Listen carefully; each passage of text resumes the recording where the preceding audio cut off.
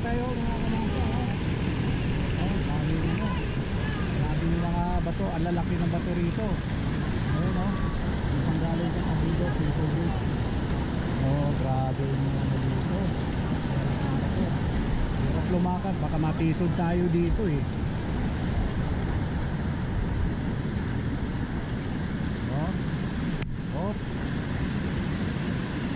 Pagka bumagsak tayo dito.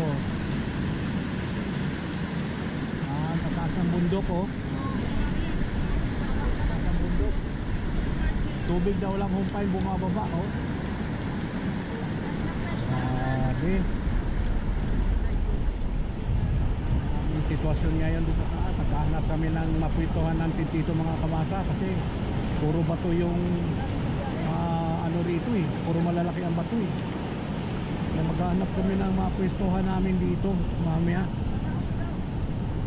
Wala kaming mapwestuhan dito yung tent namin.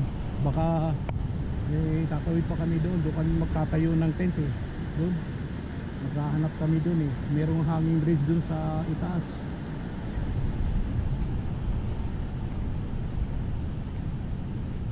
Ito nagsasaing kami ngayon. Alanganin ang dating namin dito 11:30. Nagluluto kami. Yan ang mga tropa oh. Yun oh. Nagutob sa daan. Sobrang mabato, malubak. Hirap na hirap yung aming mga motor. Grabe. Kaya pag kayo pumunta dito mga kamasa sa lugar na ito, i-ready nyo yung motor nyo rito. Hindi pwede na kalbo ang gulong ng motor natin dito dahil ang mga bato rito sa kalsadang dadanan natin medyo matutulis. Kaya kailangan na kondisyon talaga ang motor natin dito dahil napakalayo dito, walang vulcanizing dito no, walang mga vulcanizing dito mga kamasa. Kailangan bago ka pumunta rito, kailangan dala mo na lahat yung kailanganin mo dito sa lugar na ito dahil walang basta-bastang tindahan na mabilhan dito.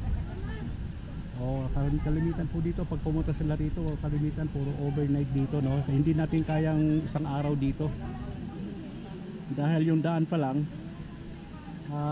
magmula doon sa pinaka entrance nitong papunta rito mga kamasa 28 kilometers yan. Kaya ganoon kahirap ang biyahe dito sa motor. Talagang dumatalbog-talbog talaga tayo rito sa pagmamanoto. Kaya napapagod kami, kakapigil lang manibela rito mga kamasa. So for the meantime dito lang muna tayo no mga kamasa yung ating video at mamaya tabayan na natin ang susunod na magaganap sa aming sitwasyon dito sa lugar nitong Pota Mines, Masinloc, Zambales. Good afternoon everyone.